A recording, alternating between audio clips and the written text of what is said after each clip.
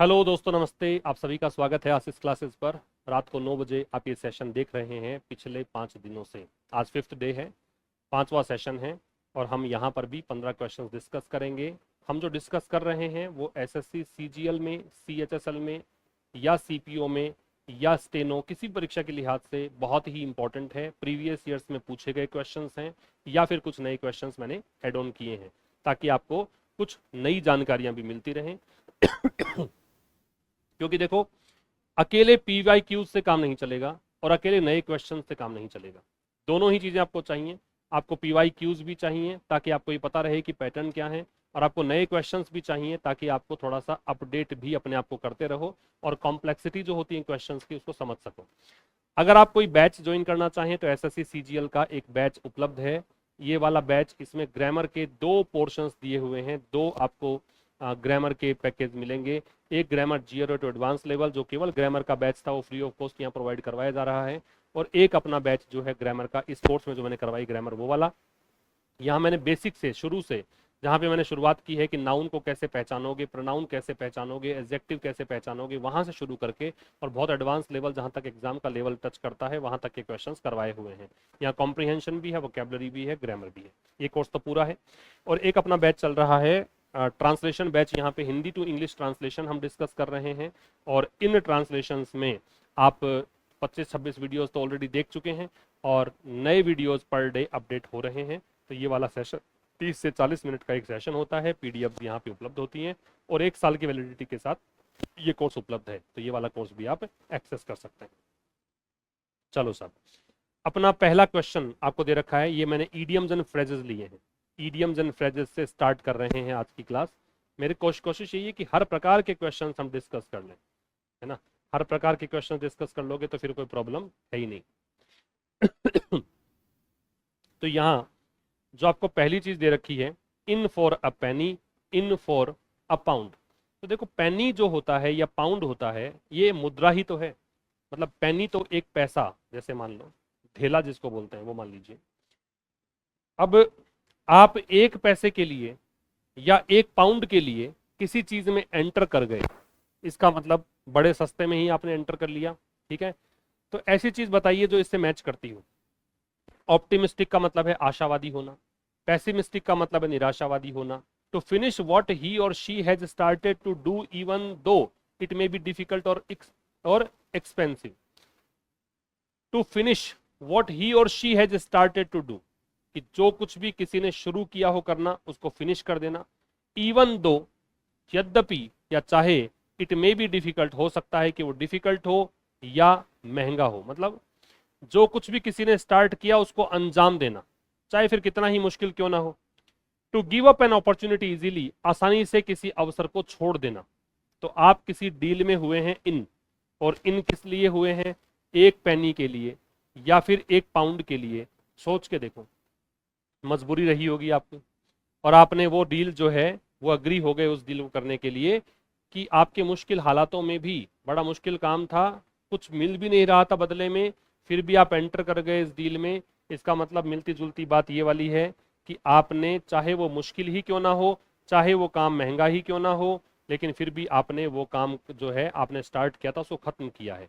आप केवल 1 पैनी के लिए आए थे, 1 पाउंड के लिए आए थे, तो मुश्किल तो होना ही है काम, फिर भी आप आए, डील आपने की, इसका मतलब आपने काम जो मुश्किल था उसको भी पूरा किया।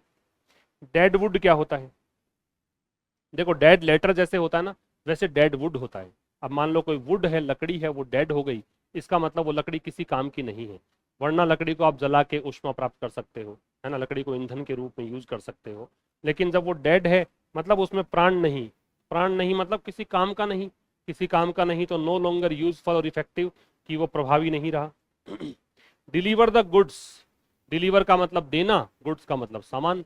अब मान लीजिए आपने कोई ऑर्डर किया, कोई भी सामान किसी भी ऑनलाइन प्लेटफॉर्म से, और वो सामान उसने डिलीवर कर दिया। तो आपने बुक किया था वो सामान, आपने ऑर्डर किया था और वो सामान आप तक आ गया है। तो जिस व्यक्ति ने डिलीवर किया है उसने अपना प्रॉमिस निभा दिया है। उसने आपसे कमिटमेंट किया था कि हाँ, आप ऑर्डर कीजिए, आप हमें पैसे दीजिए और आपको सामान ला के दे देंगे। तो इसका मतलब जो भी उसने प्रॉमिस किया था या एक्सपेक्ट किया था उसको पूरा कर दिया।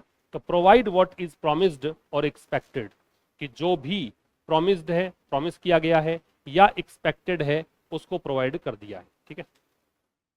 अ कॉग इन द व्हील, कॉग क्या होता है? कॉग होता है जिसपे वो चैन चलती है ना, चैन जैसे, या फिर मानो कि आप जैसे गूगल में इमेज सर्च करना कॉग की, ये दो पहिए जो होते हैं, दांते होते हैं पहिए के, वो दोनों आपस में फिट रहते हैं, जिसके कारण जब वो घूमता है तो दूसरा अपने आप घूमता है और पहिए को वो आगे बढ़ाता है। तो दांते होते हैं पहिए के, छोटा सा एक पार्ट होता है दांतेदार, और वो दोनों कॉग जो है एक दूसरे पे दांते जो है फंसे होते हैं ऐसे, और जब एक पहिया घूमता है दूसरा भी अपने आप घूमता है। तो ये होता है क्या? कॉग।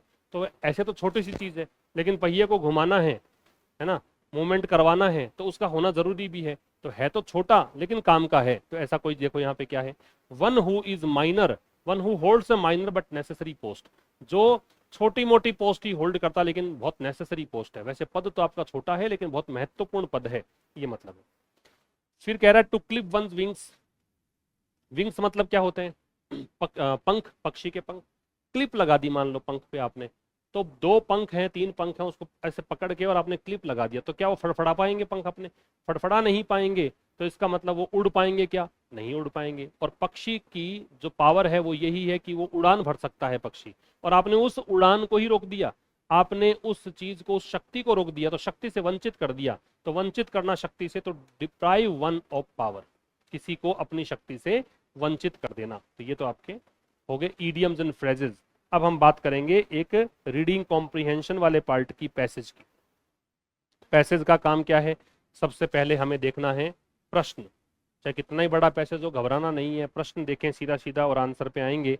प्रश्न कह रहा है scientist used X-ray image technology to understand, वैज्ञानिकों ने एक्सरे इमेज टेक्नोलॉजी का इस्तेमाल किया समझने के लिए। क्या समझने के लिए इस्तेमाल किया? तो एक्सरे इमेज टेक्नोलॉजी का इस्तेमाल वैज्ञानिकों ने क्या सोच के किया, किस लिए किया, ये बताना है आपको। तो यहाँ पे आप देखिएगा आंसर्स हैं। पहले तो आप देखो कि ये बात है कहाँ, एक्सरे टेक्नोलॉजी वाली, पढ़ते चलना, और एक्सरे टेक्नोलॉजी कहाँ पे आती है वो देखना। ठीक है, एक्सरे टेक्नोलॉजी पढ़ते जाओगे तो इसमें ये देखो यहाँ दे रखा है, ये रहा, यूज्ड एक्सरे इमेजिंग टेक्नोलॉजी, किस लिए? ऑब्जर्व करने के लिए। ऑब्जर्व मतलब वो अंडरस्टैंड करने के लिए। क्या? एंड्स एनाटॉमी, मतलब चींटियों की एनाटॉमी, इन 3 डायमेंशंस, 3 तरीकों से, 3 पहलुओं में। To better understand how the movement works, कि कैसे मूवमेंट वर्क करता है। आगे और देख लो, द ऑब्जर्वेशन शोड, तो यहाँ पे ऑब्जर्वेशंस ने क्या दिखाया, कि उन्होंने देखा तो क्या मिला? उन्होंने देखा कि ड्रैकुला आंट जो है वो power up their mandibles, mandibles एक प्रकार से जबड़ा ऐसा होता है ना, तो ये अपने मैंडिबल्स को by pressing the tips, actual में ये वर्ड्स है ना, ये वैसे आपके वोकेबलरी के लिहाज से बिल्कुल भी काम के नहीं है, लेकिन आप बायोलॉजी में जब आप जूलॉजी पढ़ते हैं, मतलब जो बायोलॉजी के 2 पार्ट होते हैं, बॉटनी और जूलॉजी, जूलॉजी से पढ़ते हैं, तो उसमें एंड्स जब पढ़ोगे, चींटियां पढ़ोगे, तो उसमें मैंडिबल्स और टिप्स ये सब दे रखे होंगे। तो ये अपना शिकार कैसे करते हैं, अपना मूवमेंट कैसे करते हैं, वो सब समझाया गया ड्रैकुला एंट के बारे में, चींटी के बारे में। तो ये क्या करते हैं, इसको ऐसे ही पढ़ो, फिर आप कुछ भी नहीं पता हो मैंडिबल्स क्या है, टिप्स क्या है, कोई फर्क नहीं पड़ेगा। तो वो ऑब्जर्वेशंस ने दिखाया कि ड्रैकुला आंट जो है वो अपने मैंडिबल्स को पावर देती हैं। किस कैसे देती हैं? टिप्स को प्रेस करके, टिप्स को साथ में जैसे पकड़ के, मतलब प्रेस करके, दबा के, spring loading them with internal stresses, और आंतरिक स्ट्रेस से स्प्रिंग लोड करके। स्प्रिंग लोड में क्या होता है? स्प्रिंग, 2 चीजों को, जैसे स्प्रिंग है, स्प्रिंग पे कोई चीज रखी है, तो स्प्रिंग ने अपने उस चीज को क्या कह सकते हो, संभाला हुआ है ना। स्प्रिंग से कोई चीज जो है वो जुड़ी हुई है। कोई भी चीज आप, जैसे एग्जांपल के लिए कोई भी खिलौना है, उसमें स्प्रिंग लगी हुई है, तो पार्ट्स को साथ में जोड़े हुए हैं, है ना, स्प्रिंग लोड ये होता है।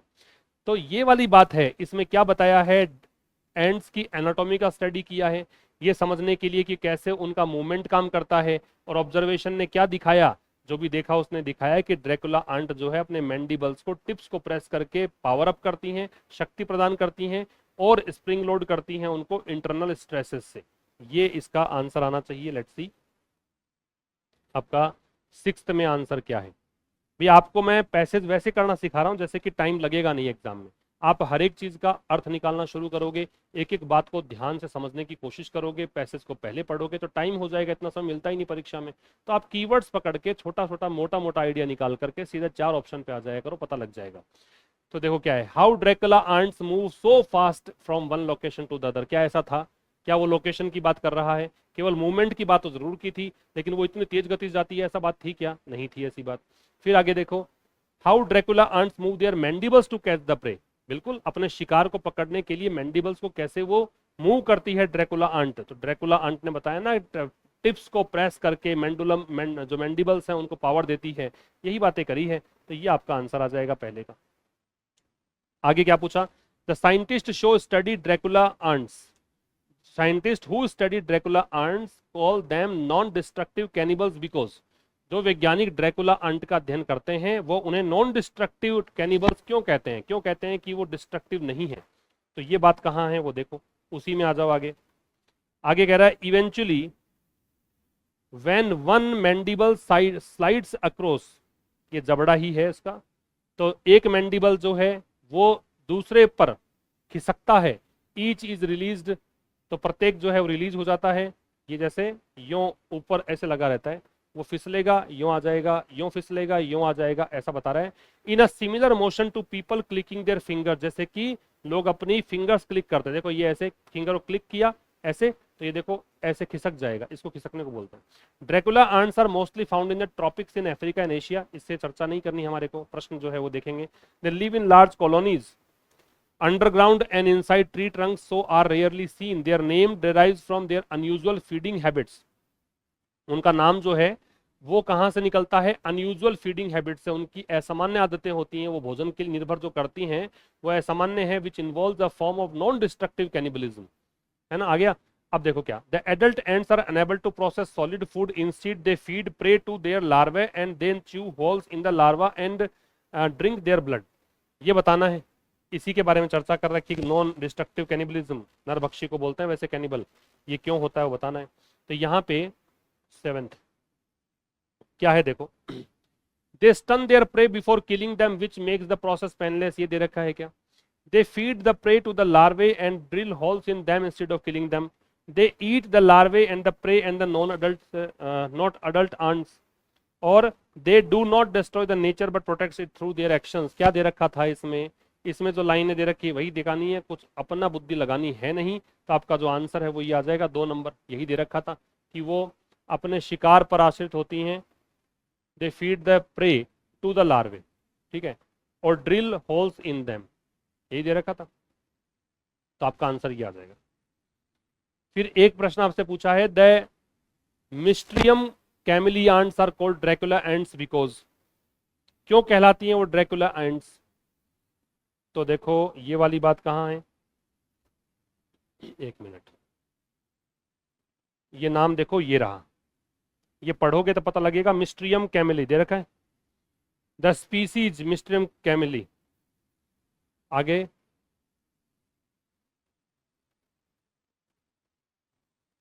was already known to have highly specialized appendages, appendages extra part होता है। However, scientists were able to ascertain the exact speed of the snapping motion only with the advent of high-speed video technology over the past 10 years. The scientists also used X-ray imaging. आगे तो इसने Dracula aunt की बात करी थी, ठीक है। तो ड्रैकुला आंट, इनको ड्रैकुला आंट क्यों कहते हैं ये पूछा है। The Mystrium camillae ants are called Dracula ants because they drink the blood of their larvae. ये मैच कर लो ना, वो ड्रैकुला एंट वाली जो फीडिंग हैबिट्स थी उसी में दे रखा है। क्या ये ड्रिंक करते हैं ब्लड अपने लार्वे का? दे किल ईच अदर, एक दूसरे को मारते हैं, उनका खून पीते हैं, ऐसा है क्या? दे ड्रिल होल्स इन देमसेल्व्स, खुद में ही होल कर लेते हैं और ड्रिंक करते हैं ब्लड, ऐसा है क्या? दे drink the blood of there pray, अपने प्रे जो अपना शिकार है उसके जो ब्लड है उसको ड्रिंक करते हैं क्या? तो क्या चीज है, निकालो वही लाइन, यहां पे था ना, क्या बात थी देखो इसमें, यहीं से आंसर आएगा। वो ड्रिंक ब्लड वाली बात देखो, ड्रिंक देयर ब्लड, ये देयर किसके लिए आ रहा है वो समझ लो, आपका आंसर आ जाएगा। They feed prey to their larvae and then chew holes in the larvae and drink their blood. They feed prey to their larvae and then chew holes in the larvae and drink their blood. क्या दे रखा है? They drink the blood of their larvae, यही दे रखा है। लार्वे का तो ड्रिंक करते हैं ब्लड, यही आंसर आएगा। एक दूसरे को मारते हैं ये बात नहीं है, खुद में ही होल करते हैं नहीं है, लार्वे में करते हैं। अपने प्रे का ब्लड ड्रिंक करते हैं ये नहीं है, ठीक है ना, लार्वे का ब्लड ड्रिंक करते हैं, ये आंसर। अगला पूछा है सिनोनिम, सिनोनिम में कैटाक्लिज्मिक क्या होता है? कैटाक्लिज्मिक होता है घातक, जानलेवा, है ना, डिस्ट्रक्टिव। तो आपका जो आंसर है वो क्या आ जाएगा? फैटल। क्या आंसर आ जाएगा? फैटल। फॉर्चुनेट भाग्यशाली, ब्लेस्ड का मतलब भी भाग्यशाली। फॉर्चूटस, ये जो वर्ड है फॉर्चूटस, ये होता है संयोग, चांस, चांस या लक को बोलते हैं, भाग्य, संयोग, फॉर्चून, ठीक है। कैजोल का मतलब होता है मनाना, किसी को कोई काम करने के लिए, तो परस्यूड आंसर आ जाएगा।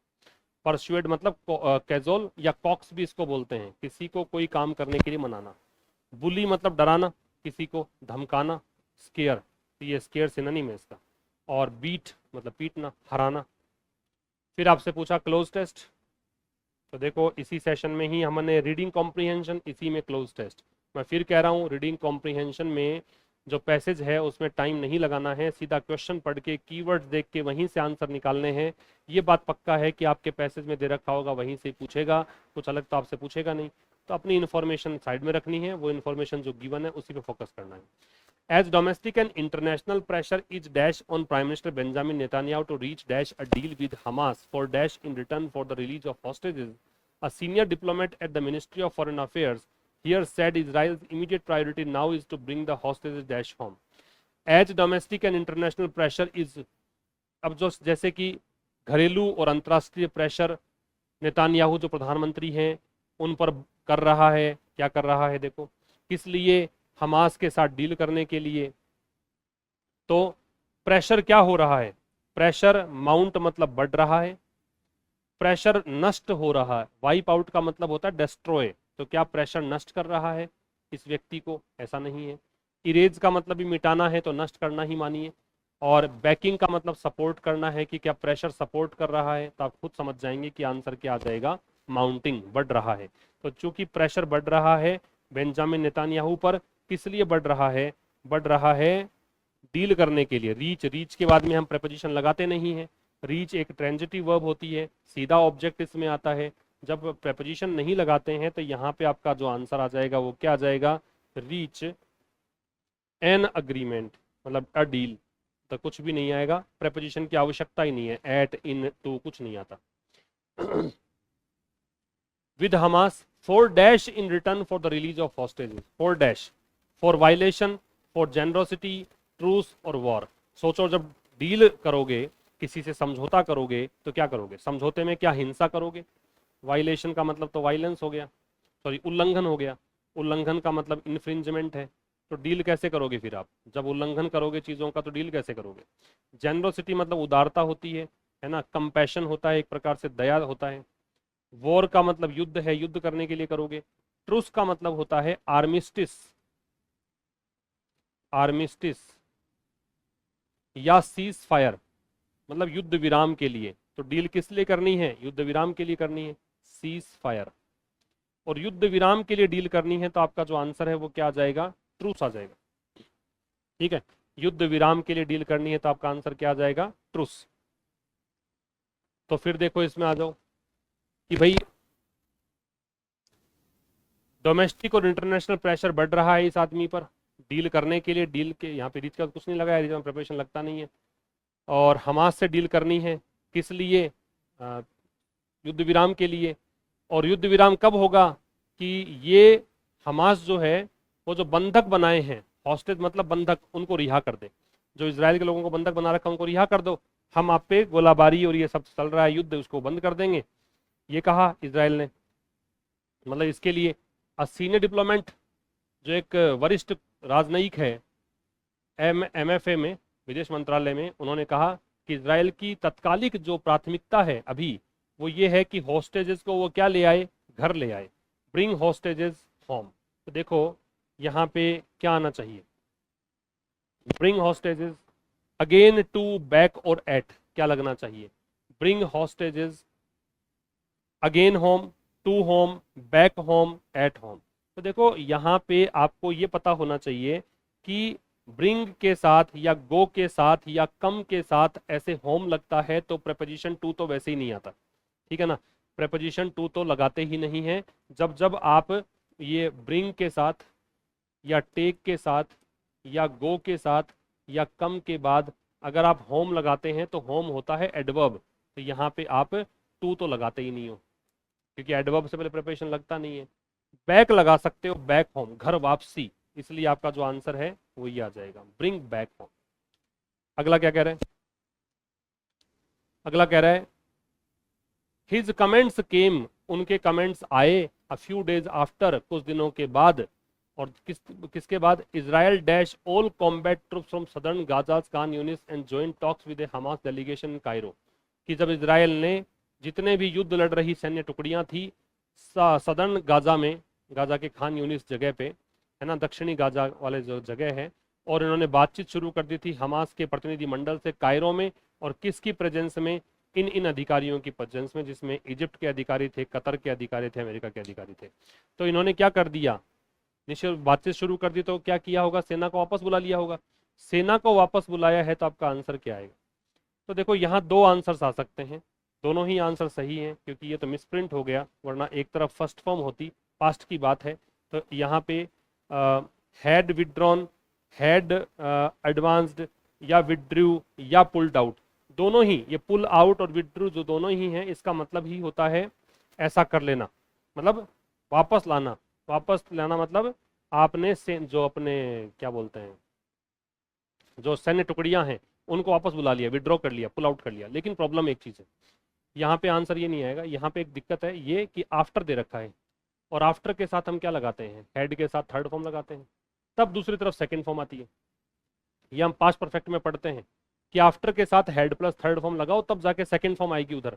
तो यहाँ मिसप्रिंट नहीं है, सही है। फिर ये यहाँ पे देखिए, विड्रू ये सेकंड फॉर्म, और पुल्ड आउट ये सेकंड फॉर्म, दोनों का मतलब एक ही होता है, पुल आउट सिनोनिम है विड्रॉ करने का। तो आफ्टर के साथ हेड प्लस थर्ड फॉर्म आएगी, तो ये आंसर करो, हेड विड्रॉन। ठीक है, एडवांस तो आगे बढ़ा दिया उनको ना, इन्होंने वापस दे लिया सैन्य टुकड़ियों को बातचीत शुरू करने से पहले। ठीक है, तो ये आपका मतलब बातचीत शुरू कर दी, तो आपका आंसर आएगा हेड विड्रॉ। ठीक, तो ये था आज के इस सेशन में। मुलाकात होगी कल ठीक शाम 9 बजे, तब तक के लिए नमस्कार, थैंक यू वेरी मच।